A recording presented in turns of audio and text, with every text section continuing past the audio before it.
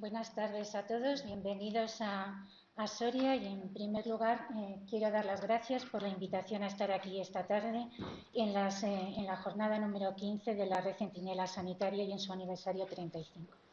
La mesa que me toca moderar se titula Vigilancia de las infecciones respiratorias agudas. Mi nombre es Carmen Pacheco y actualmente soy la jefe de Servicio de Epidemiología en la Dirección General de Salud Pública. Como sabéis, la aparición de los casos de COVID en febrero y marzo del año 2020 provocó un cambio en el comportamiento estacional de los virus respiratorios y esto hizo que la red Centinela, que hasta entonces venía vigilando la gripe, tuviera una caída importante en su actividad. Organismos internacionales como la Organización Mundial de la Salud o el Centro Europeo para el Control de Enfermedades Infecciosas recomendaron en ese momento no solamente vigilar la gripe, sino que sería recomendable empezar a vigilar otros virus respiratorios, entre ellos el coronavirus que había emergido en ese momento, pero también otros virus como el virus respiratorio sincitial. De ahí que se reorganizara la histórica red de vigilancia que venía vigilando hasta ese momento la gripe y se constituyera el sistema de vigilancia de las infecciones respiratorias agudas que vigila, entre otros, a la gripe, al SARS-CoV-2, al VRS y otros patógenos o otros virus respiratorios. Esta red de vigilancia de infecciones respiratorias agudas, como luego nos van a comentar algunos de los ponentes, se realiza en el ámbito de atención primaria y de atención hospitalaria.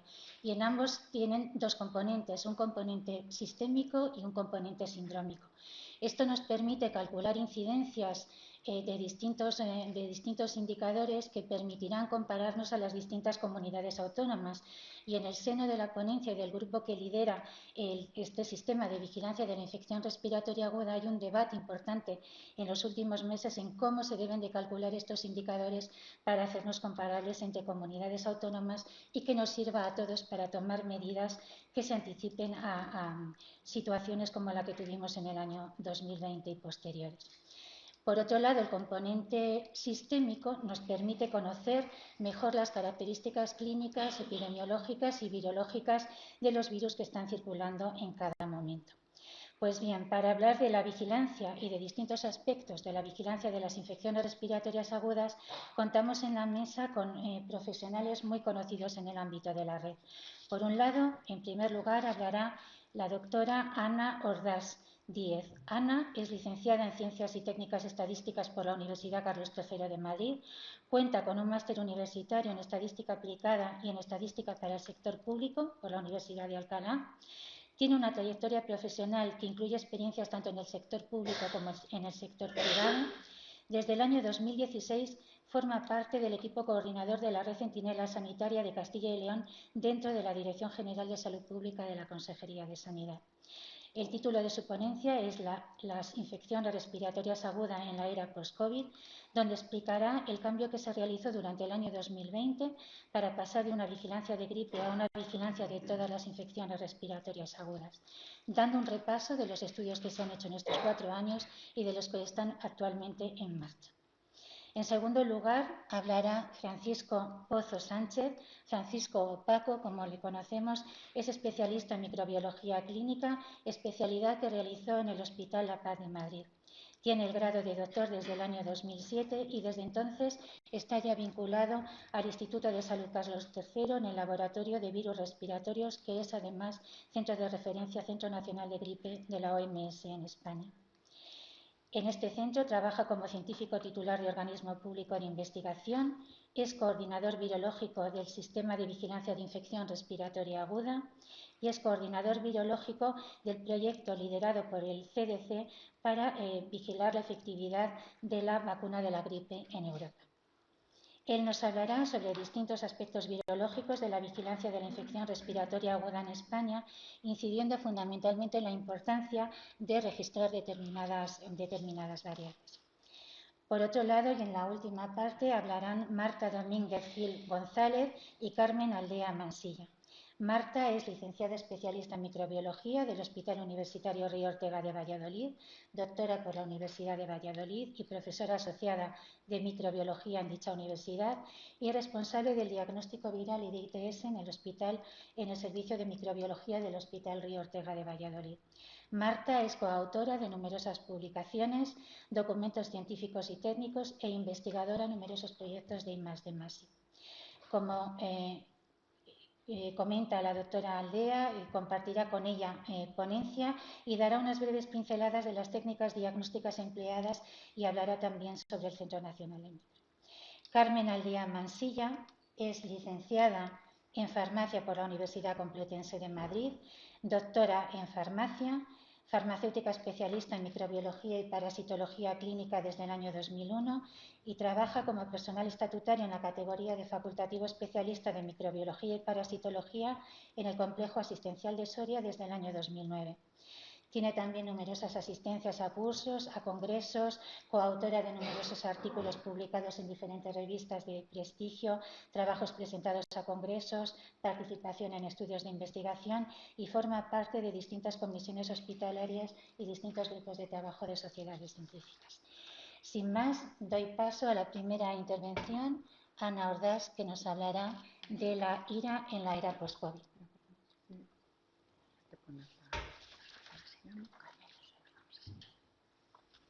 ¿Lo vas a hacer desde aquí, Ana? No, estamos para abajo, aquí todos sentados.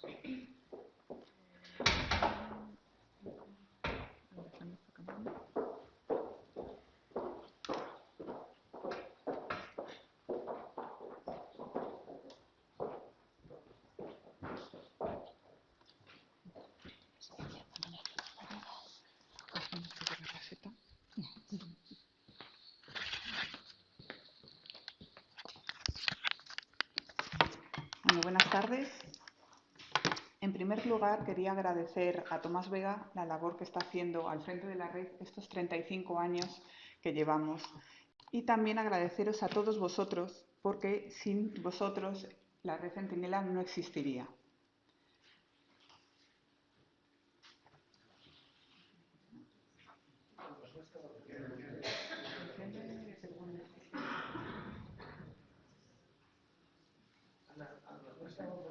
Aquí, bueno, ya.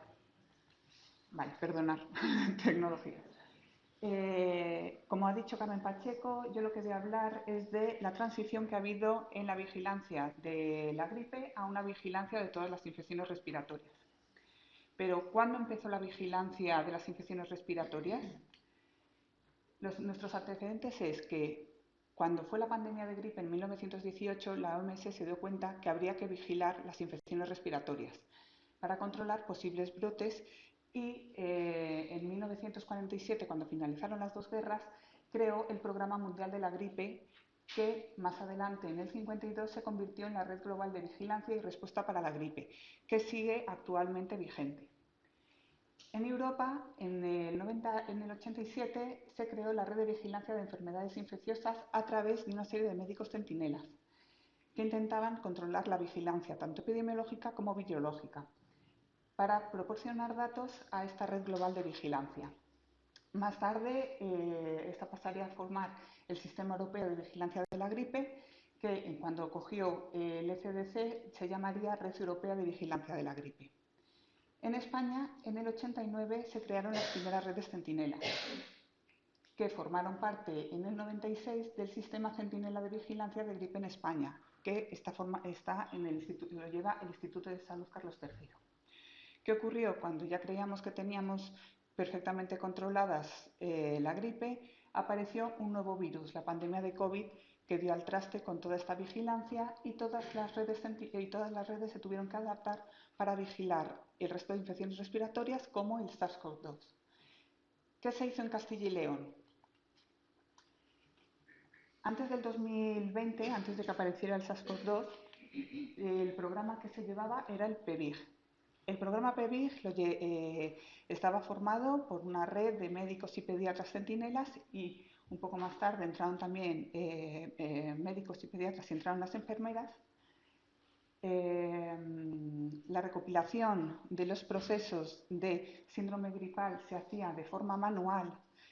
Todas las semanas los médicos tenían que cumplimentar un formulario donde estaba la sintomatología de todos los procesos gripales que se daban semanalmente en su consulta. Además, se tomaban 2 frotis nasofaringios que se enviaban al Centro Nacional de Gripe, donde se analizaban y se cumplimentaba el resultado, si era positivo o no era positivo a gripe y qué patógeno gripal. Con esto se creaba un informe semanal de gripe. Como podéis ver, cuando apareció el SARS y se quiso hacer una vigilancia de todas las infecciones respiratorias, este formato ya no era posible, no era viable en ninguno de sus métodos. En primer lugar, se creó el programa Vigira. Necesitábamos obtener estos casos, estos procesos de infecciones respiratorias que no podían ser de manera manual. Entonces se llegó a un convenio con el Medora. Todos los procesos que se registraban en Medora los obteníamos semanalmente. Pero aquí teníamos los procesos, necesitábamos también la sintomatología. Para eso se creó una guía asistencial que los médicos y los pediatras podían complementar con la sintomatología de cada uno de los procesos. El siguiente problema que nos encontramos fueron las muestras. Daros cuenta que ahora mismo estamos en pleno 2020. En estos momentos se tomaban unos 1000 frotis diarios por cada centro de salud que se enviaban a los distintos laboratorios de área. Estas muestras, los propios laboratorios tenían que identificar qué muestras pertenecían a la red Centinela. Por lo tanto, se crearon varios métodos. Uno de ellos es que se creó una petición dentro del propio Medora que era muestra Centinela. Por otro lado, se crearon unas pegatinas para identificar esos tubos y esas peticiones para que, independientemente de la funcionalidad que se realizaba en cada uno de los laboratorios, se pudieran identificar cada una de las muestras para hacer el panel de virus y no solamente el COVID, que era lo que se estaba haciendo para las miles de muestras que llegaban. Aparte, se creó un programa para que todos los laboratorios pudieran incluir sus resultados. Entonces, todos esos datos nos llegaban, se hacían una depuración y se fusionaban las bases de datos, con lo cual ya teníamos unos virus que estaban unidos a unos procesos que tenían una sintomatología. Y con esto creamos un informe semanal de IRES, que es el que conocéis, que sacamos ahora semanalmente. Otro de los cambios que ha habido de antes del COVID a después del COVID es que antes en el programa PEVIG se vigilaba desde la semana 40 hasta la semana 20. Eso era una temporada. En cambio, cuando estamos vigilando todas las infecciones respiratorias hay durante todo el año. Entonces es un programa continuo. Sí que es verdad que quitando las olas de COVID que ha habido estos años, en verano baja la actividad gripal, la actividad de infecciones respiratorias. Con este modelo se hicieron una serie de estudios que ahora pasaré a explicar y se realizó una publicación que salió en mayo del 2023, donde expresábamos que la vigilancia Centinela en Castilla y León se había demostrado ser útil para la vigilancia de las IRAS y que para una vigilancia universal y para una diferenciación adicional de los síndromes, se necesitaba una formación, una experiencia y una codificación estandarizada que se podía lograr con un sistema Centinela. Aparte, se vio que la información virológica no Centinela, es decir, la que nos incluían los laboratorios pero no pertenecían a la red de atención primaria, fue muy útil, sobre todo durante la pandemia de COVID, porque la reducción de las consultas en la atención primaria supuso un aumento en las urgencias hospitalarias. Y implantar un sistema nacional europeo de vigilancia de las infecciones respiratorias ayudará a tomar mejores decisiones y más informadas. ¿Qué otros estudios se vieron en este documento? Porque nosotros necesitábamos, habíamos creado un nuevo método y queríamos ver si era factible para la vigilancia. El primer estudio que se realizó fue un estudio de seroprevalencia en adultos de COVID-19. Ya en 2018, la red Centinela había hecho un estudio donde se había visto la necesidad de vigilar el resto de infecciones respiratorias y no solamente la gripe.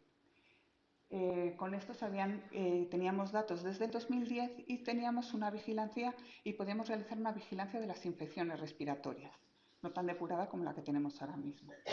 Entonces, cuando apareció el COVID, visualizando estos datos, como podéis ver,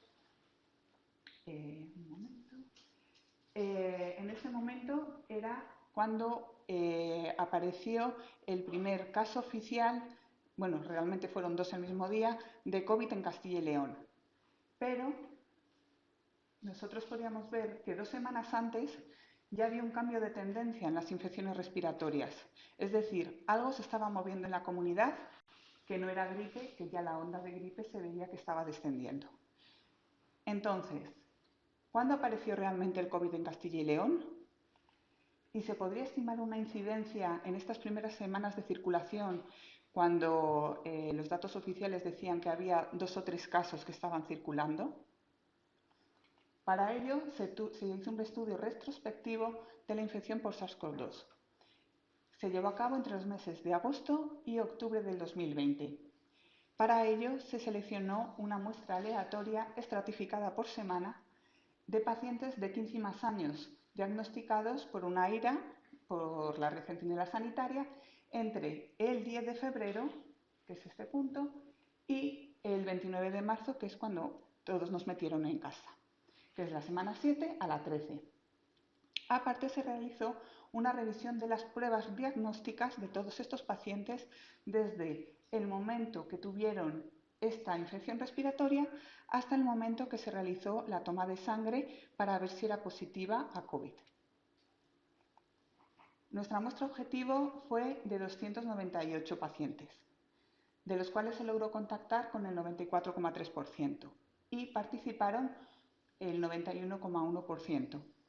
De todas maneras, al final hubo 13 adultos de los que no se pudo conseguir la muestra. Es decir, el estudio de seroprevalencia se realizó con 243 personas.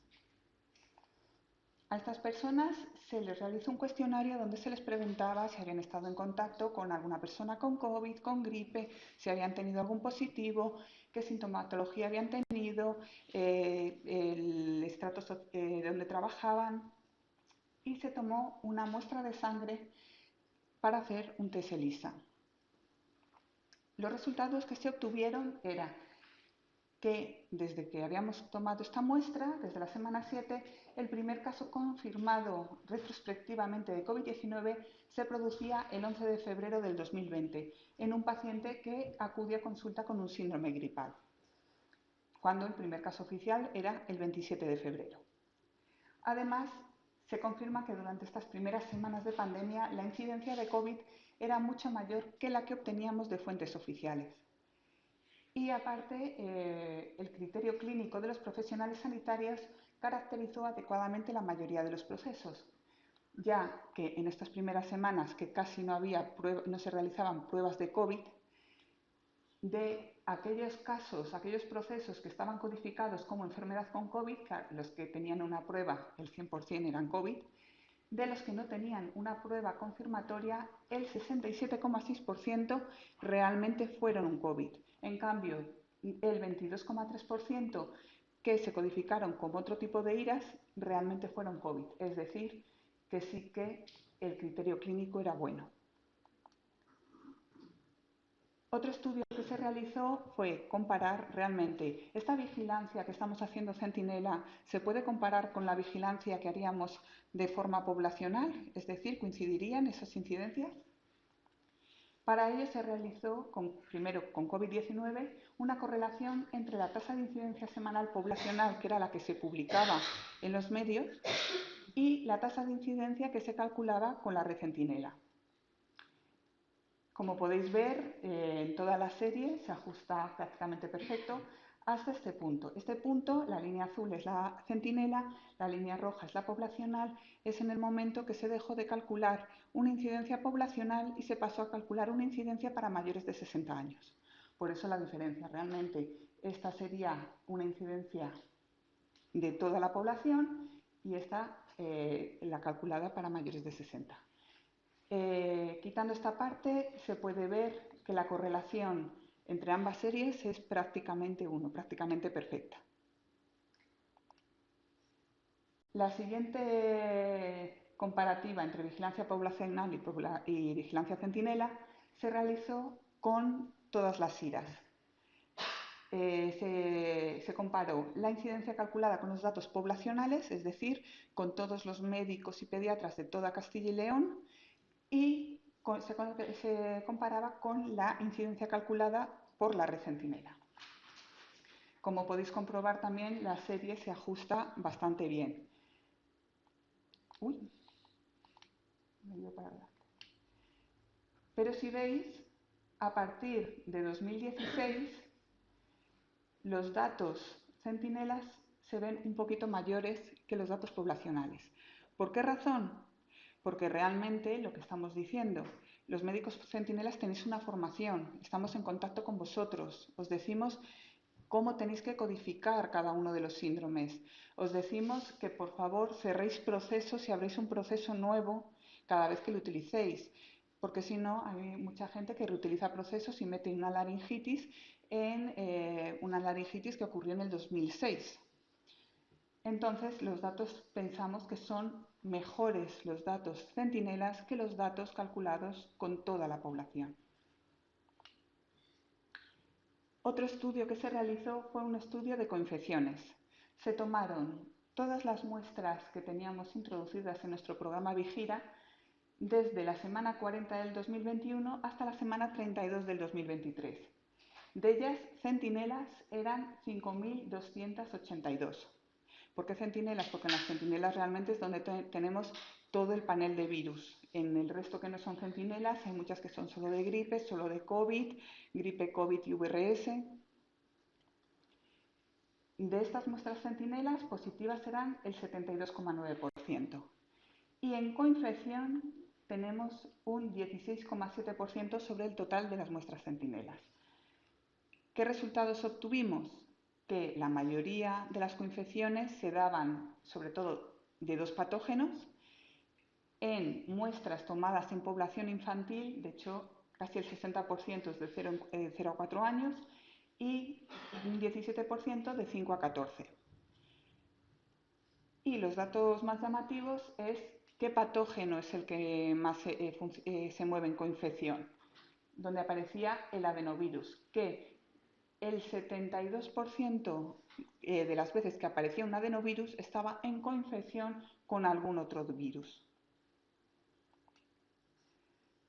Y otro de los datos que se están utilizando ahora, sobre todo para estudios que se están viendo con la OMS, para decir qué virus, o sea, si se puede ajustar, si los procesos están relacionados con los virus, es que de los procesos que codificáis como coronavirus, en el 85,3% de los casos que se toman muestra, hay un SARS-CoV-2 en esos procesos.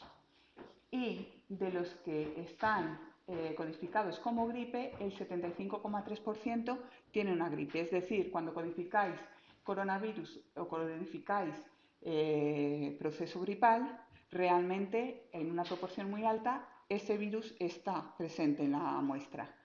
Pero el VRS, que es el otro virus que se está tomando en consideración ahora, se relaciona con la bronquiolitis y cuando se ve en esta tabla que solamente el 44,3% de las veces hay un virus de VRS en una bronquiolitis y además el porcentaje de coinfección es muy alta y la mayoría de los VRS están en vidas no especificadas o otras afecciones respiratorias. Otro estudio, el estudio Influencer.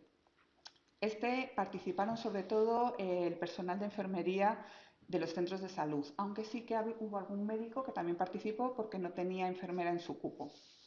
Este estudio se hizo y a lo mejor se continúa en un futuro con la unidad de cefaleas del Hospital Clínico Universitario. Este estudio, para los que no los conozcáis, de la recogida de muestras que se hacía en Víjira, se apuntaba qué muestras eran positivas a gripe y si esos pacientes habían tenido cefaleas durante ese proceso.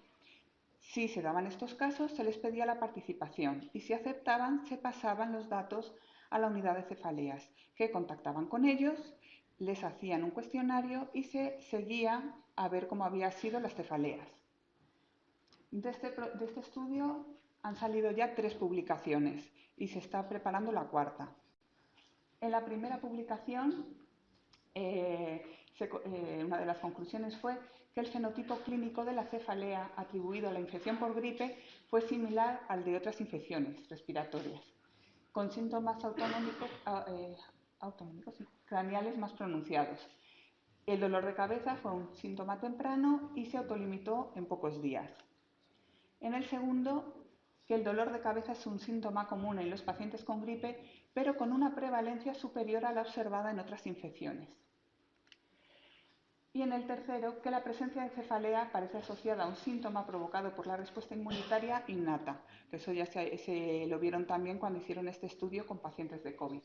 Estos hallazgos respaldan una fisiopatología de la cefalea relacionada con la respuesta inmunitaria innata y debido a las posibles consecuencias negativas y a su naturaleza tratable, los médicos deben evaluarlo sistemáticamente y siempre que sea necesario tratarlo. Actualmente, ¿dónde estamos inmersos la red Centinela? Estamos en 3 grupos de trabajo. El primero de los grupos de trabajo es con el Centro Nacional de Epidemiología, donde se está cerrando el protocolo 2024-2025 para la vigilancia de las infecciones respiratorias agudas en atención primaria. También se está haciendo la estimación de indicadores nacionales de incidencia de IRA, gripe, COVID y VRS y se quiere crear unos umbrales de intensidad a través de la aplicación MEM que se creó en esta comunidad para todas las comunidades autónomas para poderse comparar entre ellas. No se me oye, vaya por Dios. Ahora que estoy terminando. ¿No me habéis oído nada? ¿Vuelvo a empezar o...? Ahora ya que estoy más relajada puedo volver.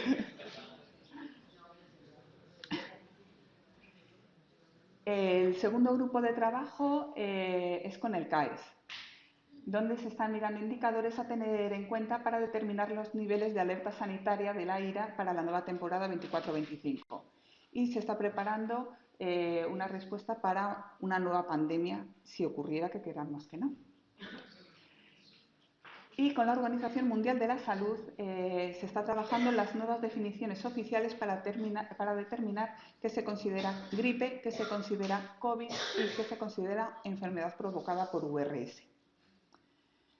Y para terminar, quiero que os fijéis en estos mapas, que creo que el compañero que va a continuar también os lo va a mostrar, que os tenéis que sentir muy orgullosos, porque antes del COVID, toda la vigilancia se realizaba por redes centinelas, todos los datos de todas las comunidades.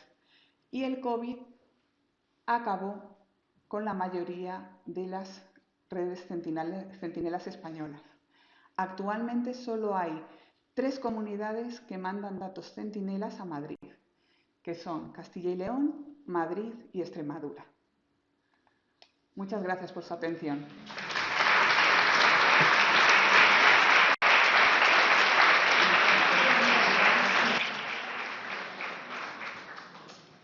Muy interesante tu exposición. Yo creo que vamos a hacer todas las exposiciones seguidas y al final abrimos un periodo de debate. ¿De acuerdo? Pues en segundo lugar hablará Francisco Pozo Sánchez, de la Unidad de Virus Respiratorios y Gripe del Centro Nacional de Microbiología del Instituto de Salud Carlos III y del Centro Nacional de Gripe de la OMS. Hablará sobre la circulación del virus de la gripe en España y de la vigilancia explícita también. Muchas gracias, Pablo.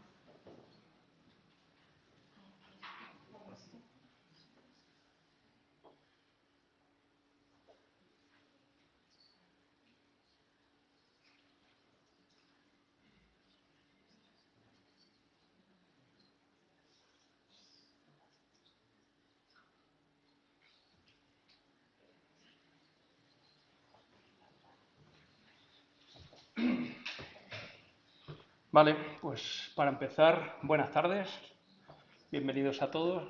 Soria, precioso, ya la conozco poquito, voy a tener oportunidad estos 2 días de conocerla más. Gracias también a Tomás Vega por invitarme.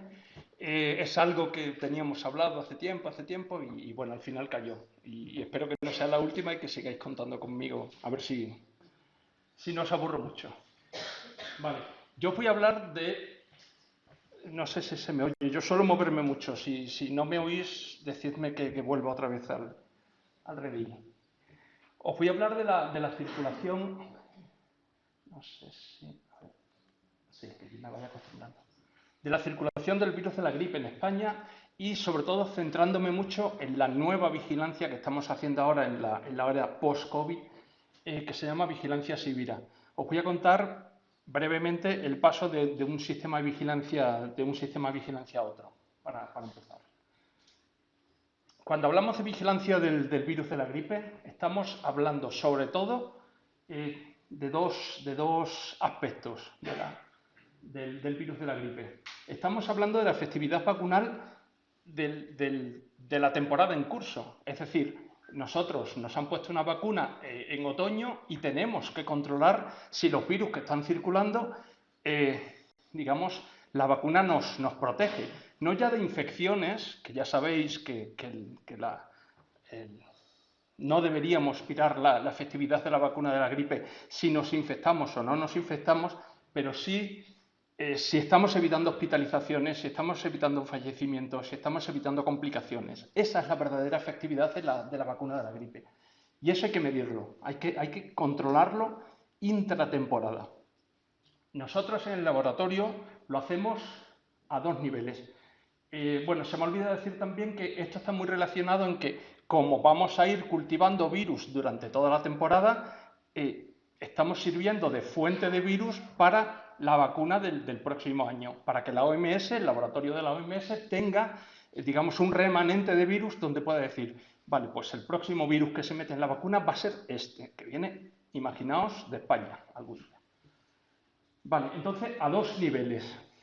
¿Vale? Uno es caracterización genética y otro es caracterización antigénica. La caracterización genética suele ser estudiar la secuencia genómica del virus y con eso interpretar. Cuando estamos hablando de efectividad vacunal, sobre todo es el gen de la hemaglutinina. Pero también hacemos caracterización antigénica. Caracterización antigénica ya no es especular con la secuencia, sino que ya es aislar el virus y enfrentarlo con anticuerpos frente a la vacuna. O, y ya me adelanto, cuando hacemos vigilancia a susceptibilidad a antivirales, que es otra de las ramas de la vigilancia, es decir, lo que está circulando se puede tratar con el antiviral que tenemos, con oseltamivir, con zanamivir, se puede tratar, es resistente o es sensible. Hacemos estudios fenotípicos, que es aíslas el virus y lo enfrentas directamente con el antiviral, como si fuera una CBI. Pero también hacemos estudios genotípicos. Y aquí nos centramos en el gen de la neuraminidasa. Al final vamos a profundizar en esto. Pero ahora lo que me interesa es ubicaros y cómo fue el cambio del sistema de vigilancia de gripe por el de Sibira. Todo esto lo hacemos desde hace mucho tiempo integrados en la Red Global de Vigilancia de Gripe, que ya nos ha hablado un poquito Ana en su exposición, que forma parte de la OMS. Es un grupo, la Red Global, que se creó en 1952 y desde entonces, ininterrumpidamente durante 70 años, 72, porque fue en 1952, vigilando la gripe. A 27 de marzo de 2024, esta red estaría integrada por instituciones de 129 países, la mayoría de ellos somos centros nacionales de gripe, ya veréis que aquí en España hay 3, y 5 centros colaboradores de la OMS. Estos, digamos, serían los centros que la OMS tiene más en su servicio, digamos, o más en su cartera son los que van a recibir el virus de todos los centros nacionales de gripe, los que van a decidir cuál es el virus que se mete en la vacuna y cuál no. En definitiva, estamos hablando de una red piramidal. Aquí están en la punta de la pirámide los laboratorios, los 5 laboratorios en el mundo de colaboradores de la OMS. Por debajo estaríamos los 152 centros nacionales de gripe, pero para mí la parte más importante viene más abajo en la pirámide. Y estamos hablando de las redes nacionales de laboratorios, no solamente los NICs, los 3 NICs, uno en Valladolid, otro en Madrid, otro en Barcelona, sino 17 laboratorios más que contemplaban el sistema de vigilancia de la gripe en España. Y por debajo, y pilar de digamos, lo que sostiene esta pirámide, vigilancia en centros de atención primaria y vigilancia en hospitales. Y ahí creo que mucho sabéis vosotros. De lo que se trata es de que desde aquí abajo hasta los laboratorios de la OMS, que van a ser los que tomen la decisión, los que tomen este virus para la vacuna o este otro virus para la vacuna, tiene que llegar información clínica y epidemiológica, y ahí los epidemiólogos tienen, digamos, el poder, la voz cantante, pero también tiene que llegar pareja, tiene que llegar información virológica. Y no solo información virológica traducida en... Aquí tenéis las secuencias que he estudiado. Las secuencias están muy bien, pero de lo que se trata es que recopilemos virus y estos virus tratemos de cultivarlos y si los hagamos llegar al laboratorio colaborador de la OMS para que luego los pueda utilizar como posibles candidatos. Esto era el sistema de vigilancia de la gripe en España antes de que viniera el COVID. No voy a hablar, todos sois profesionales sanitarios, sabéis lo que ocurrió en 2020, la gripe cayó en picado y fue la era COVID. No había otra cosa. Se produjo una enorme distorsión en las redes centinelas de gripe a nivel nacional. No quedó ni una sola red de centinela de gripe. Atención primaria, obviamente, fue muy afectada porque se recolocaron médicos centinela. Había que atender a otra cosa. Lo de vigilar la gripe era, bueno, esto es, no tocaba. Cambios en los patrones de las consultas médicas. Con la teleconsulta difícilmente se podía coger una muestra al paciente, con lo cual era imposible hacer la vigilancia que llevábamos hasta ahora. Y también la aparición de laboratorios o centros de diagnóstico especializados. Yo diagnostico COVID y no me importa más. No voy a ver otra muestra. Tengo trabajo suficiente, estoy desbordado como para diagnosticar COVID. No te voy a diagnosticar otra cosa. En los hospitales todavía peor. Pero es que encima el sistema estaba basado en casos confirmados de gripe, con lo cual se cayó completamente todo. Atención primaria y hospitales. Vale, pues no tardó mucho la OMS, también creo que lo ha mencionado Ana, no tardó mucho, o María del Carmen, no sé ahora, no tardó mucho la OMS en sacar un comunicado diciendo en marzo de 2020 para decir, ojo, podéis utilizar las redes que tenéis muy bien para vigilar gripe, para vigilar el SARS-CoV-2. Pero 2 meses después se da cuenta y lo que nos viene a decir en otro documento es, pero no os olvidéis de la gripe, porque la gripe va a venir. Entonces, las redes se tendrían que ir preparando para vigilar los dos virus. Noviembre de 2020 aparece el primer documento donde te dicen hay que mantener la vigilancia de gripe sin perder lo que estamos ahora monitorizando las variantes o monitorizando los casos de SARS-CoV-2. ¿Vale? Y lo que te vienen a decir es eso, la gripe no va a desaparecer, va a seguir, a pesar del COVID, va a seguir. Entonces tenéis que realizar un diagnóstico del virus de la gripe y SARS-CoV-2, a ser posible en la misma muestra, ya sea en formato múltiples o en formato separado, pero utilizad la misma muestra, a ser posible. Si no, tomáis 2 muestras y no pasa nada. Seguid enviando virus cultivados periódicamente, porque si no perdemos la fuente de virus. Y seguid enviando los informes semanales. Vale, pues en definitiva lo que os vengo a contar es que el sistema de vigilancia de la gripe en España, que tiene su historial, pues recientemente se está sustituyendo, hay cambios prácticamente semanales por el sistema de vigilancia de la infección respiratoria aguda. Aquí tenéis los protocolos más actualizados. Ya se empezó a trabajar desde 2020, empezamos a trabajar junto con el CNE para hacer estos protocolos y veis que la última actualización de casos de atención primaria es del 9 de septiembre de este mismo año y tan solo de hace 3 días se cambió el de las... Os quiero decir que esto no para de actualizarse porque los cambios son continuos y siempre hay un motivo de mejora. Cuando se introduce una mejora, se cambia el protocolo y en esas estamos. Muy por encima, porque ya se ha contado también, en qué consiste la vigilancia centinela en los protocolos Sibira, en la vigilancia Sibira. Pues se vigila una muestra representativa de la población. Esto es algo que ya se venía haciendo en las redes centinelas de la gripe previas al COVID. Pero durante el COVID desapareció lo de las redes centinelas y entonces lo que se hacía lo que se llamó una vigilancia universal del SARS-CoV-2. La OMS venía a decirte, no te preocupes de dónde viene la muestra, tú secuencia y nos manda los datos, da igual, tú secuencia, que lo que queremos ver es la circulación de las nuevas variantes. Ese era el único motivo, la única razón que movía la OMS en esa época.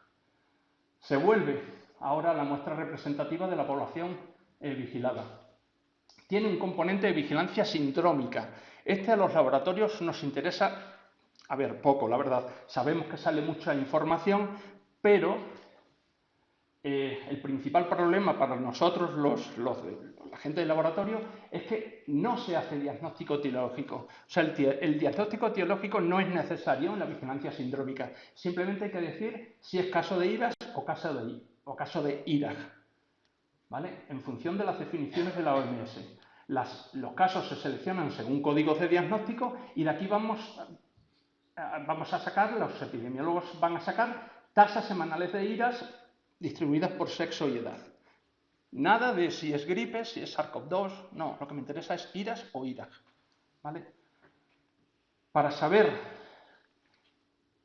vuelvo para atrás, esto ya os lo ha comentado muy bien también Ana, ¿vale? Que es prácticamente en IRAG están participando todas las comunidades y las que faltan están a punto de integrarse y aquí, como ha dicho muy bien Ana, pues 3 comunidades con la vigilancia centinela y el resto con una vigilancia que llaman exhaustiva, ¿vale? Lo preferible sería la centinela para él. El componente de selección sistemática parte de la vigilancia sindrómica, pero ahora sí que van a hacer toma de muestras y se va a tomar una encuesta clínico-epidemiológica, de tal forma que se va a hacer una especie de informe paciente a paciente, lo que llaman un case-based report, ¿vale? Entonces, del total de casos anteriores se seleccionan, imaginaos, en atención primaria, estos son ejemplos generales, ¿eh? Luego ya cada comunidad funciona de una forma o de otra. Los 2 o 5 primeros casos que vea cada médico centinela. O en hospitalizados, pues aquellos hospitalizados que ingresen los martes en este hospital. El resto formaría parte de la vigilancia no centinela, ¿vale? Y aquí sí que vamos a tener tasas de positividad por patógeno. O sea, vamos a saber de esas IRAS cuánto es de SARS, cuánto es de gripe o cuánto es de RS. Es lo que se llama la vigilancia integral de la gripe. En principio con estos 3 virus que os he dicho, pero tiene la fortaleza del sistema ya para si viene otro virus, incluso si es una bacteria, sea lo que sea, vamos a tener posibilidad de extenderla. ¿Vale? Porque partimos de IRAS y de IRAG. Triple diagnóstico, ¿vale? Como os he dicho. Y la muestra, a ser posible, única. Se mantiene la vigilancia no centinela. A pesar de todo esto, creemos que la vigilancia no centinela, sobre todo la que se hace con SARS-CoV-2, que hay muchísimos laboratorios secuenciando ahora en España, no perder esa información. ¿Por qué? Porque si en centinela estamos hablando de centenares de casos, aquí estamos hablando de miles de casos. Es decir, que si viene una variante nueva, la vigilancia no centinela la va a detectar antes que la vigilancia centinela. Por eso se ha mantenido Si os tenéis que quedar solo con una diapositiva, a mí me gustaría que os quedéis con esta. Para que la más simple, para que los datos virológicos y epidemiológicos se crucen, somos muchas instituciones. O trabajamos con la misma y demuestra, o todo se va al traste. Virología y epidemiología. Será imposible casar esos datos. Entonces, debe ser única para microbiólogos y para epidemiólogos. Pero hay muchos condicionantes que hacen que esto sea a veces muy complicado, ¿vale? Una cosa aparentemente tan sencilla. Desde el punto de vista de los laboratorios, es que ahora, en la era post-COVID, estamos trabajando con laboratorios de la red o laboratorios nodo, referencia, laboratorios de secuenciación, así se pueden llamar, ¿vale? Entonces, yo voy a intentar explicarlo, sé que es complicado, pero voy a intentar explicarlo así, a ver qué tal queda. Tenemos unas instituciones, digamos, en el campo, en el ámbito epidemiológico, y tenemos unos laboratorios, unas instituciones en el campo virológico, ¿vale? Entonces, los médicos centinelas de atención primaria van a recoger muestras, las muestras de la vigilancia de las IRAS, que, ya os digo, esto es general, irán a parar a un laboratorio. Lo normal es que vayan al laboratorio de referencia de la comunidad autónoma, que será el que dé el ID muestra. El ID muestra aplica este laboratorio. Cuando la vigilancia es de IRA, el Servicio de Medicina Preventiva de los hospitales seleccionan del listado de pacientes que tienen en la semana 50, por poner una, aquellos que han ingresado el martes o los más osados, martes y miércoles. Entonces seleccionan estos pacientes y se lo envían al su laboratorio y le dicen, estos 3 son los que han ingresado el martes, por ejemplo. Normalmente es un laboratorio de red donde está el hospital que se ha seleccionado, ¿vale? Con lo cual va a ser este laboratorio el que identifique la muestra. Pero normalmente ese laboratorio no es el que secuencia. Con lo cual, cuando ese laboratorio necesite enviar la muestra a secuenciar, perdonad, lo puede enviar o al CNM directamente o lo puede enviar a su laboratorio de referencia de la comunidad. Con lo cual tenemos pues la posibilidad de que este ID muestra original se pierda porque se renombre en este laboratorio de referencia, ¿vale? El laboratorio que secuencia es el que envía las secuencias a un depósito de secuencias en Europa que se llama GISAID y desde donde nosotros podemos nutrirnos, con lo cual, si coinciden el ID muestra, o sea que este sea único, tanto mejor, porque vamos a saber ese ID muestra. También el ID muestra y el código de GISAID, que es el que devuelve esta red de secuencias, este depósito de secuencias, se puede hacer llegar a salud pública, que se lo comunica al CNE junto con el ID caso. Pero el ID muestra va a venir de aquí. Y este debe ser único con los laboratorios. Yo nunca me ha gustado esto de las flechas para arriba y las flechas para abajo. Espero que se haya entendido. Es el... ¿Y por qué? Porque cuando el laboratorio que envía las secuencias a este repositorio de secuencias, desde donde todos nos nutrimos, lo suyo es que aparezca aquí el ID muestra. Cuando subes cada secuencia puedes meter este ID muestra. Lo llaman el Originating Lab, el ID del Originating Lab. Y hay otro, perdonad, hay otro espacio donde ponen el ID del submiting, es decir, este sería el ID de muestra original, del laboratorio original, y este sería el ID muestra del que has secuenciado. Si respetamos el ID muestra original, epidemiólogos, laboratorios de secuenciación, a nivel nacional, Todos vamos a estar interconectados. Si no, es imposible casar datos clínicos, epidemiológicos, con los virológicos.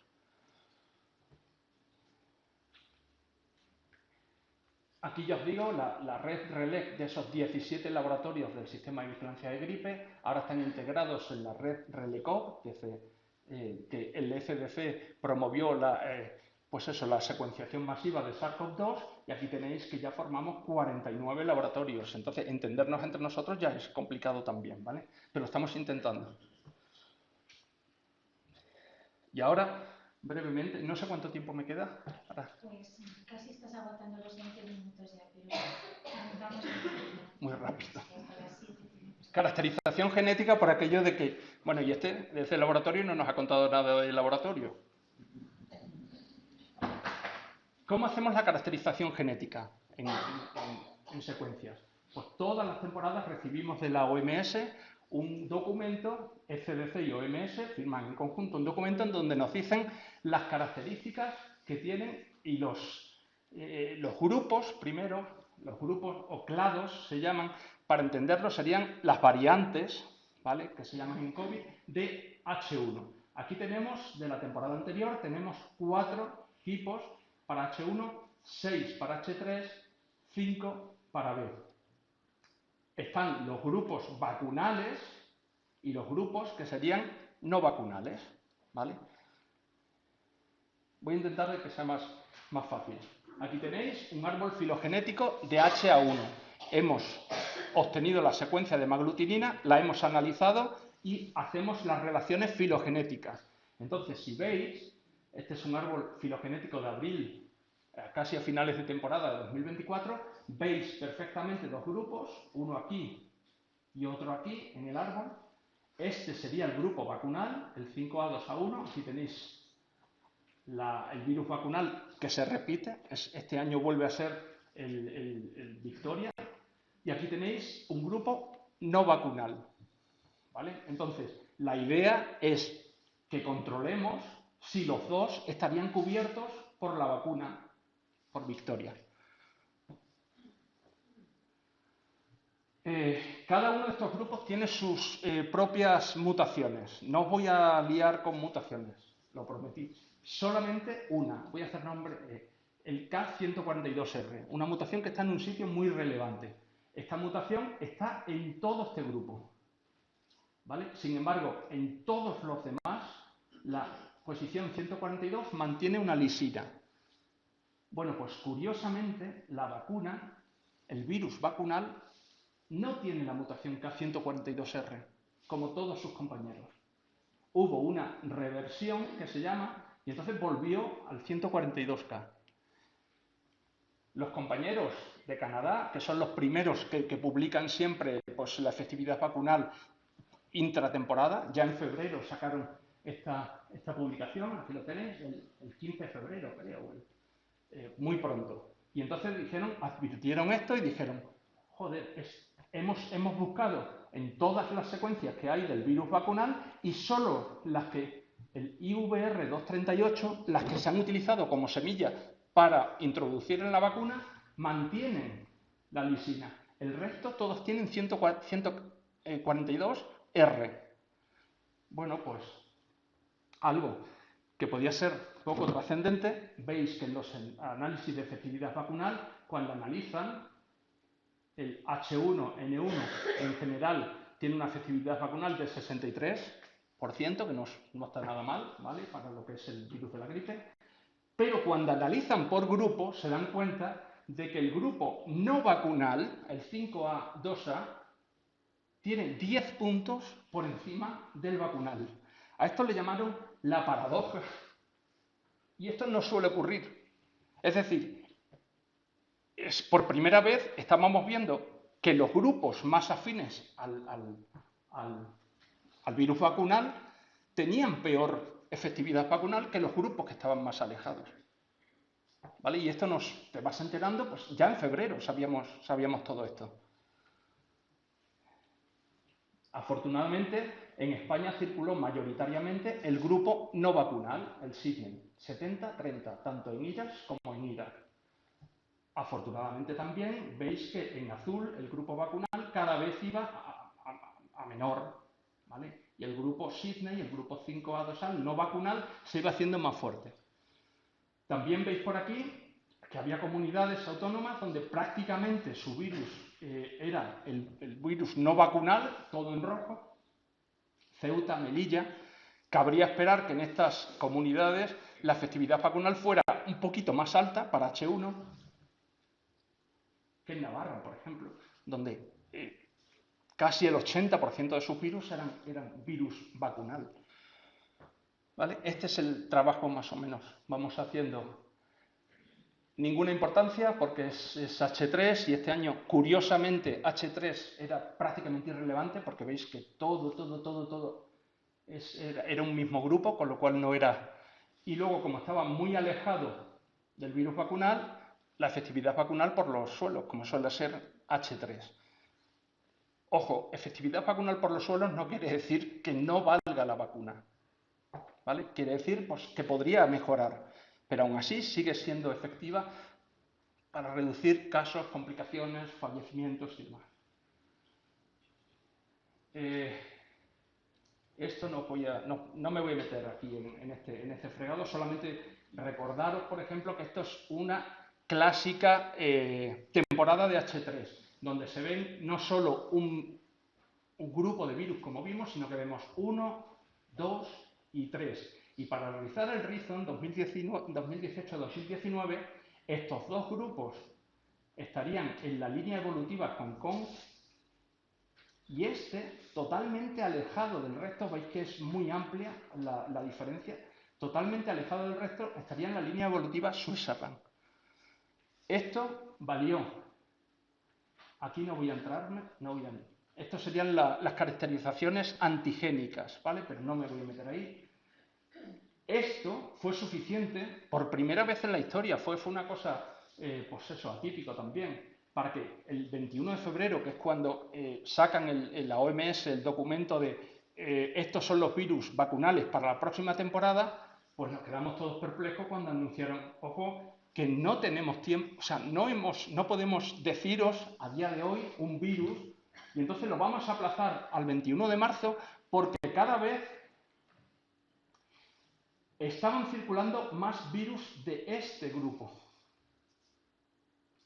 A medida que iba avanzando la temporada, menos virus de este y más virus de este. Con lo cual lo que fueron a decir es, no tenemos todavía posibilidades de anunciaros el virus, vamos a esperar un mes más. Y al final cogieron el de la línea de abajo, la línea Switzerland.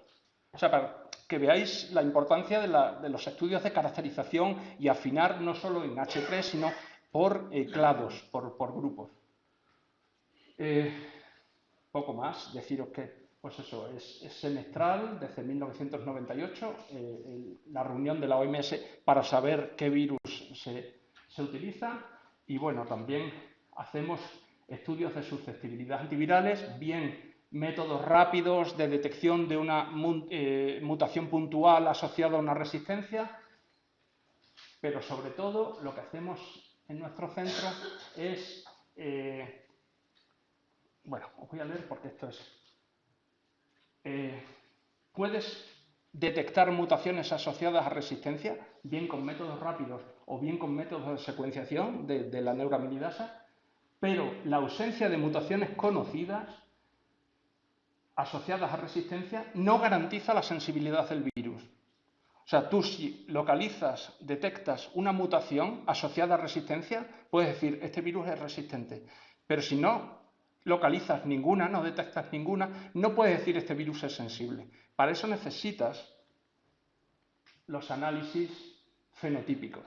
Enfrentar el virus con el oseltamivir y el zanamivir, que es el que te va a decir si tienes resistencia o sensibilidad. Y con esto, fin de la clase.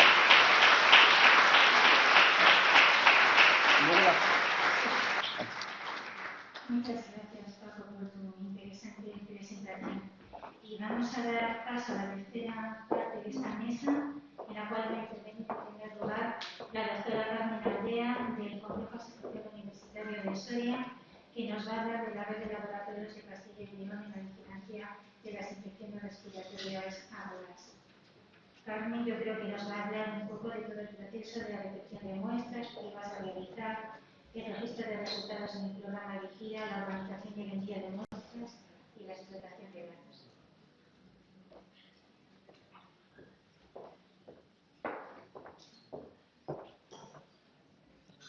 Bueno, buenas tardes. Agradezco de nuevo a Tomás y a todos los organizadores que nos hayan invitado, a los microbiólogos que os intentamos meter un poquito en el barro y explicaros un poco nuestro proceso.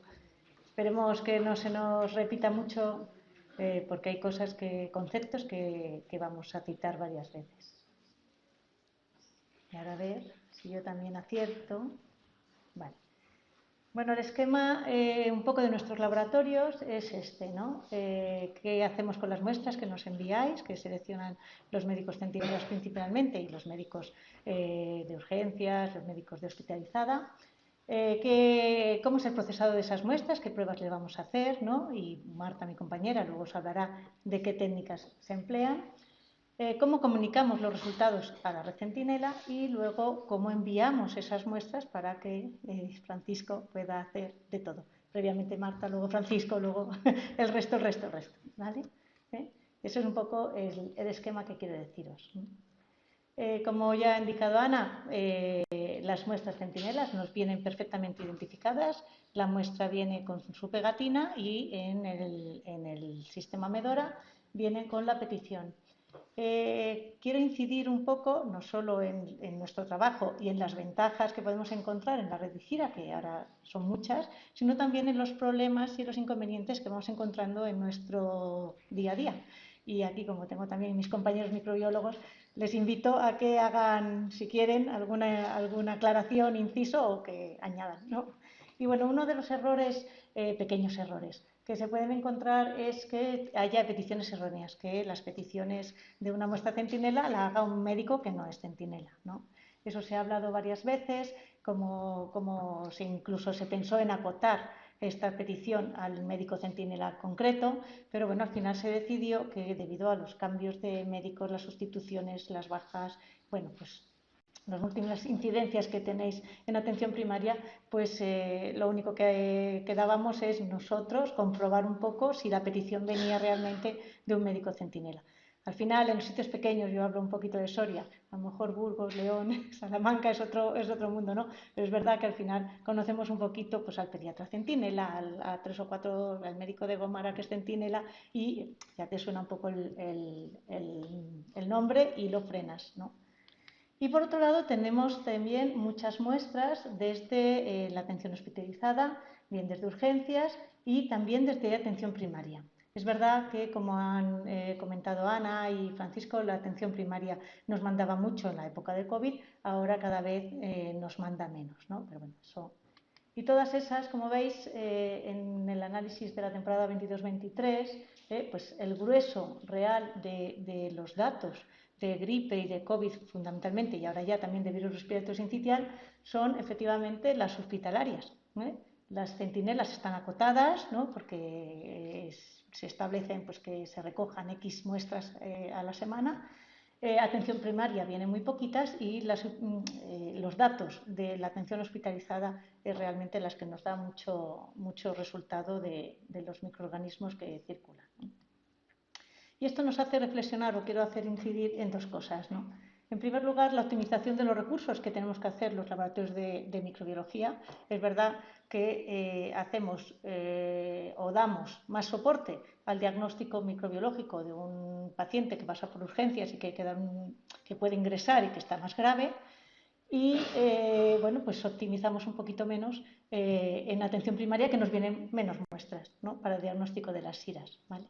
Pero siempre con la salvedad de que cualquier tipo de diagnóstico, si es muestra centinela, nosotros vamos a tener que hacerlo completo con el estudio de todos los virus y bacterias de las infecciones respiratorias agudas, ¿no? Por eso, como aquí está expuesto, si se hace un diagnóstico porque estás en una onda epidémica y haces un antígeno de gripe, pues no te exime de coger la muestra, si eres médico centinela, para hacer el estudio del resto de virus y bacterias que nos pueden detectar todas las coinfecciones, ¿no? Y en segundo lugar, también hago un poco de reflexión sobre el uso de esos antígenos rápidos de gripe y de COVID, que nos dan muchas veces un buen diagnóstico y un diagnóstico rápido, pero que por consenso se ha decidido que solo se van a incluir los que se hagan en nuestros laboratorios, en el laboratorio de microbiología, ¿no?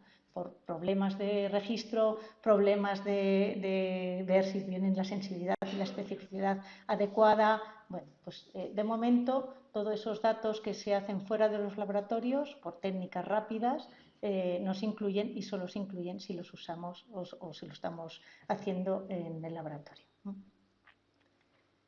¿Qué pruebas ya se ha citado varias veces? Pues se empezó solo con la gripe, el coronavirus luego pues nos vino impuesto y ahora pues se hace un compendio de 20 y tantos virus y bacterias de infecciones respiratorias agudas, ¿no?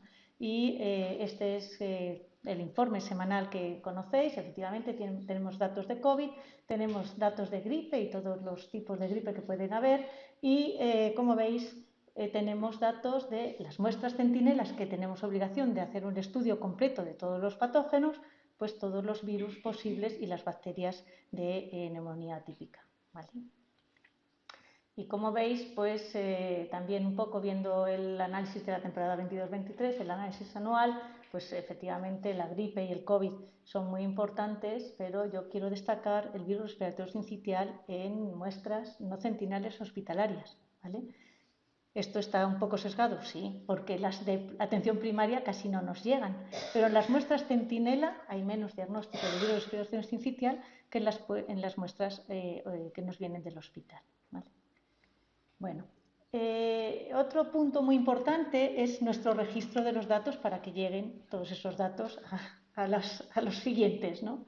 Quiero pues destacar mucho esta ventaja del programa Vigira. Realmente es un programa que nos permite tener un buen registro de todos los datos.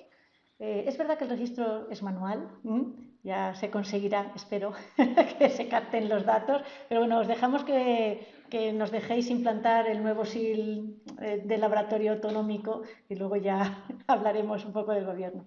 Pero bueno, quitando ese registro manual, el resto es verdad que nos permite dar todos los datos necesarios para cruzar todos los datos epidemiológicos y los datos microbiológicos, ¿no? Y quiero hacer hincapié efectivamente en la identificación inequívoca del paciente con el CIP, importantísimo y necesario, y lo que decíamos, nuestra identificación de muestra. Soy consciente de que mi identificación de muestra luego lo reetiqueta mi centro de referencia y ese es realmente el que nos decía Francisco que era tan importante para cruzar también los datos clínicos, ¿no? Pero bueno, esto es un poco la trazabilidad que nosotros tenemos que dar para que todo vaya perfecto. Y como decíamos, el panel está continuamente actualizándose y se incluyen tanto técnicas como microorganismos que tienen que estar diagnosticados en la red Centinela. Y hablamos lo que ha comentado también Mari Carmen, ¿no? ¿Qué datos estamos también dando este año? Los denominadores de las muestras estudiadas para gripe y virus respiratorio sincitial, para conseguir esas tasas de gripe y de virus respiratorio sincitial no solo en las muestras centinela, sino también en el resto de muestras no centinela. Y esto pues nos supone un pequeño esfuerzo extra, sobre todo porque muchos, bueno, no muchos, en algunos sí, en otros no, hay algunos laboratorios que nos cuesta más hacer estadísticas, pero bueno, lo que sí que destaco es también que estos denominadores van sobre pruebas de PCR también, no pruebas de antígenos o técnicas rápidas.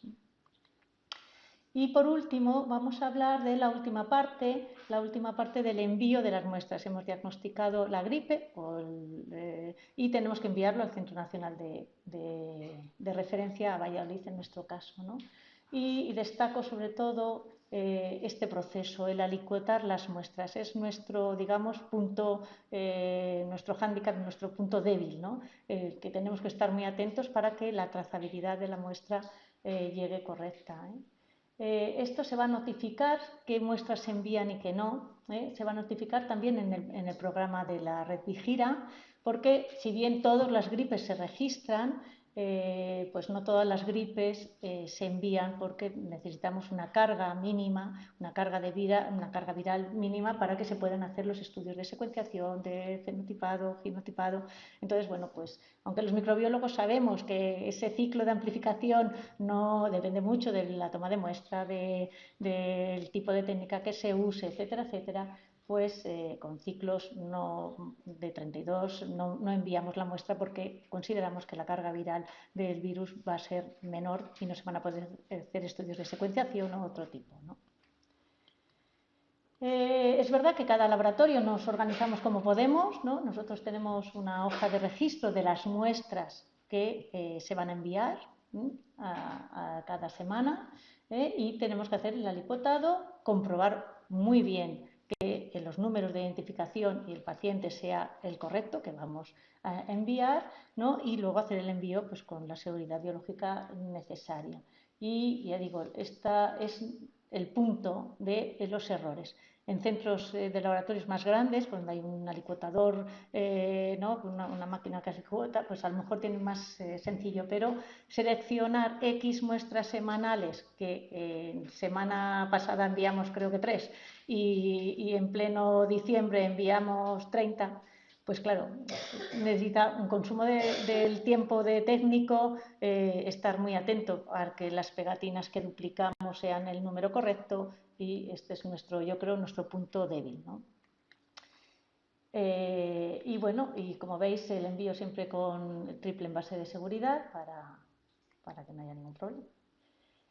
Y por último, quiero hablaros, antes de que mi compañero os hable de las técnicas, quiero hablaros de ese programa de Vigira que nos permite a nosotros, las ventajas que tenemos, es que nos permite explotar nuestros propios datos de todos los diagnósticos que hacemos, ¿no? Como veis, podemos filtrar, tenemos datos en un Excel y podemos filtrar pues, el tipo de muestra, si es centinela o no, si se ha enviado al centro de gripe o no, y, por supuesto, los resultados en el diagnóstico microbiológico, ¿no? Qué tipo de patógeno se ha detectado y tal. Esto es importante porque además obtenemos todos los datos de feedback, nos devuelven los datos de la identificación de los virus de la gripe que enviamos, ¿no? Entonces, todo eso nosotros lo podemos explotar y sacar publicaciones y bueno, pero un poco como tal. Es verdad que no podemos compararnos con los datos de otro laboratorio de facilidad, son los compañeros, ¿no? Ana sobre todo, ¿no? Que nos dan la facilidad de comparar con el global de la comunidad, ¿no? Y siempre nos ayudan con el desarrollo estadístico de los datos. Y bueno, pues hasta aquí. Paso.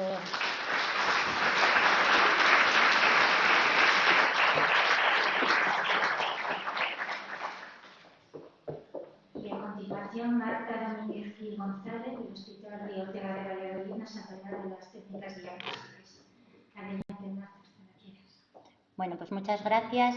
Gracias a Tomás Vega y al centro, a la red Centinela, por invitarme hoy a dar esta mini charla, porque voy a tardar 10 minutos, y a todos vosotros por aguantar aquí esta tarde. Bueno, voy a hablar de los estudios moleculares que utilizamos los laboratorios implicados en la red Centinela para el diagnóstico de las infecciones respiratorias agudas. A modo de introducción, simplemente, recordar que las infecciones respiratorias agudas, las IRAS que llamamos, constituyen una de las patologías infecciosas más frecuentes en la población general.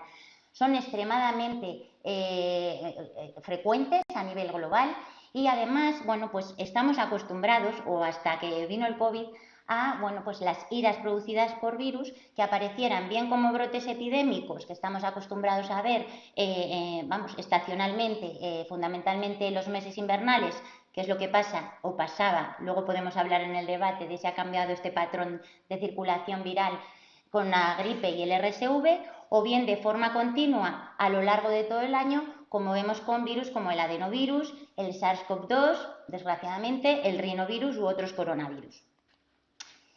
Bien, toda la información diagnóstica que microbiología puede aportar sigue dependiendo, por muchas técnicas que tengamos, de la calidad de la muestra, ¿vale? En Castilla y León, y me imagino que en todas las comunidades, hay protocolos y hay circulando protocolos de cómo debe cogerse bien un exudado nasofaringio. Igualmente, también cuáles son los medios de transporte recomendados para asegurar la viabilidad de estos virus, como algunos que tenéis aquí, que probablemente reconoceréis porque los habéis utilizado mucho. Y bueno, pues hay disponible, de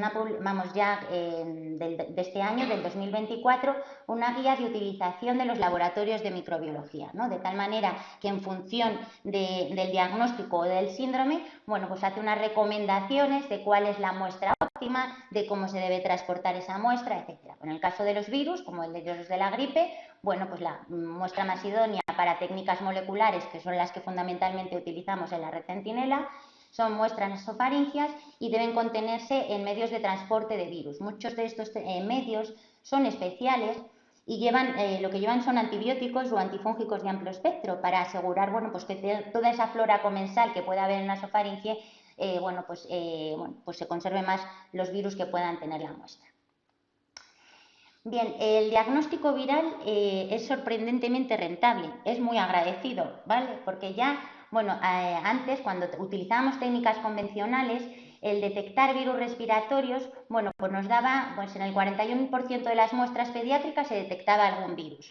Cuando empezaron a implementarse las técnicas moleculares, bueno, os presento este estudio, pero hay 200, ¿no? Este uno que hicimos antes de la pandemia, en el 2017-2018, utilizando técnicas moleculares. Bueno, pues si veis, en 520 muestras tuvimos una positividad global del 81%, ¿vale? O sea que el 80% de las muestras que se analizaban se detectaba algún virus, ¿vale? Es extremadamente rentable el diagnóstico de infección respiratoria. Y además podíamos documentar infecciones mixtas. Al estudiar, hacer un diagnóstico sindrómico, era muy fácil documentar pues eso, coinfecciones entre varios virus respiratorios. Bien, a lo largo de estos años, el diagnóstico de las infecciones respiratorias agudas, el diagnóstico microbiológico, ha variado mucho. El impacto de este diagnóstico es sobradamente conocido y tiene mucho impacto en el buen uso de los antibióticos, como bien sabemos, o por lo menos debería tener más impacto, ¿no? Bien, esta publicación, que es más vieja que la tos, pero que me sirve para donde quiero llegar, ya González, bueno, pues hicieron una publicación en la que veían, bueno, estudiaron 78 millones de visitas por infección respiratoria aguda a centros de atención primaria y llegaron a ver que en 41 millones de esas visitas se recetaba un antibiótico. ¿A dónde voy a llegar? Que cuando no había diagnóstico etiológico, el 55% de los pacientes recibían un tratamiento antibiótico innecesario, ¿vale? Todo esto, bueno, pues con el diagnóstico microbiológico de las infecciones respiratorias agudas se supone que se hace un mejor uso de antibióticos, se supone. En el año 2009, cuando fue la pandemia de gripe, bueno, pues ya se generalizó el uso de las técnicas moleculares, ya se implementó como técnica de referencia y bueno, esto mejoró mucho los tiempos de respuesta. Los métodos de diagnóstico, bueno, pues han evolucionado mucho, como os he comentado antes. Había los métodos tradicional o dirigido, ¿vale? Que al final era un mix de pruebas. Podía ser cultivo, ya sea de bacterias o un cultivo viral. Luego surgieron los test de antígenos, que vinieron muy bien y ayudaban mucho, sobre todo también en las consultas de atención primaria o en una urgencia, con la detección rápida de gripe, RSV, SARS-CoV-2, el estreptococo piógenes, ¿vale? Técnicas que en 15 o 20 minutos nos dan un resultado, pero que carecen de una buena sensibilidad. Posteriormente ya surgieron las PCRs, ¿vale? Las técnicas moleculares, que esto ya supuso una revolución en el diagnóstico de las IRAS. Muy utilizadas fueron para gripe B, gripe A, para RSV. Algunas combinaban uno o dos patógenos, ¿vale? Pero eran PCRs dirigidas, PCRs específicas, o decimos uniplex, porque eran dirigidas frente a un microorganismo concreto. Y ya está muy implementado en muchos laboratorios de microbiología el diagnóstico sindrómico, lo que llamamos PCRs multiplex, ¿vale? PCRs que detectan en una única reacción, en un único proceso, múltiples patógenos, incluso bacterias y virus simultáneamente, y se utilizan asociadas a un síndrome. En el caso que nos ocupa, el síndrome de infección respiratoria, ¿no? Por ejemplo, cuando hacemos en vejiga. Además, estos paneles sindrómicos, muchos son muy fáciles de utilizar y tienen los resultados de manera muy rápida. Bueno, estos son, no os voy a aburrir con las técnicas que hay disponibles, estas son las técnicas que hay aprobadas actualmente por la FDA. Son paneles sindrómicos que combinan, como os he dicho, patógenos víricos y bacterianos, muy utilizados en la vigilancia de las infecciones respiratorias agudas. Y bueno, son especialmente útiles porque de una manera rápida hacemos un diagnóstico sindrómico, y además han sido muy útiles porque, si no recordáis, en febrero, marzo o abril hemos detectado, gracias a estos paneles sindrómicos, brotes como Mycoplasma pneumoniae o brotes como Bordetella pertussis, ¿vale? Al ampliar este abanico de detección en las técnicas diagnósticas, pues hemos podido detectar de manera rápida ciertos brotes. ¿En qué se diferencian? Bueno, pues en el número de patógenos detectados, en el tipo de patógenos detectados, si solo virus, si bacterias y virus. Algunas son hasta cuantitativas, permiten hacer una estimación de la presencia o de la carga que hay de determinado microorganismo, el tiempo que tarda la técnica, el tipo de PCR, ¿vale? Porque puede basarse en distintas tecnologías, o del tipo de muestra para el que está validada. Algunas de las que utilizamos en los laboratorios de la red Centinela, bueno, pues este es muy utilizado el Luminés. Bueno, estos son los patógenos que incluye, pues todos estos virus, ¿vale? No voy a nombrarlos todos, pero bueno, adenovirus, varios coronavirus, el SARS-CoV-2, la gripe, y estas bacterias como la Clamidófila pneumoniae, Mycoplasma pneumoniae o Legionella neumófila, ¿vale? Es una técnica un poco más laboriosa que algunas que también utilizamos, porque utiliza microesferas con marcadores fluorescentes que se unen a fragmentos de ARN o ARN de los microorganismos a detectar. Otra técnica que utilizamos, por nosotros en el Río Ortega por lo menos la utilizamos mucho, es la técnica de Sillín, ¿vale? Esta técnica permite identificar 26 patógenos, 16 virus respiratorios, 3 subtipos de gripe y 7 bacterias respiratorias. Se puede utilizar como un panel, como paneles independientes, o bien a una muestra realizar todo el diagnóstico sindrómico incluyendo los 4 paneles. Y como veis ahí, bueno, pues tiene una amplia batería de microorganismos diana, de detección, y de bacterias, de bacterias y de virus. Y está validada tanto para hisopos nasofaringeos como aspirado nasofaringeo, como para muestras más profundas como puede ser un lavado bronquialveolar, pues, en el hospital. Estas técnicas, como digo, no son complejas para un laboratorio de microbiología que utiliza técnicas moleculares, pero sí que es algo más laboriosa, que puede ser la siguiente técnica que vamos a ver, ¿vale? Porque requiere extracción del ácido nucleico, amplificación y detección, pues gracias a algún software de interpretación que nos da los resultados y podemos ver las curvas de amplificación. Es un sistema automatizado, podemos hacer 96 pruebas.